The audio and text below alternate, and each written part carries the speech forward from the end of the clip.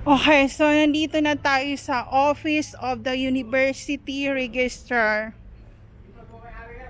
Isa yun sa dahilan kaya palipat-lipat ako ng school. Tuwing nalalaman ng mga kaklase ko kung anong nangyayari sa grades ko, nagkakaroon ng aberya or nagkakaroon talaga ng awayan, so ililipat na naman ako. Ako mismo nagpapalipat sa sarili ko, and sobrang hirap humingi sa mga nakatayong magulang ko ng ultimo piso. Hirap na hirap akong hingin sa kanila.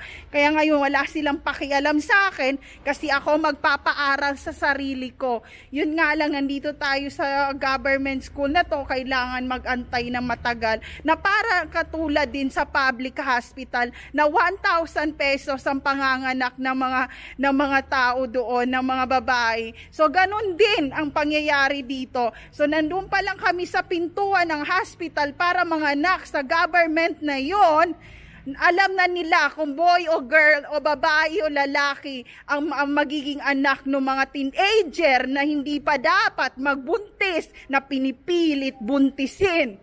So ayun, wag ako ang bastusin nyo. So ito na. Kasi hindi ako mag-aasawa ng IT programmer kung alam ko sa sarili ko na hindi ko kayang lumaban sa kahit saang tao ng Luzon, Visayas, Mindanao, and international.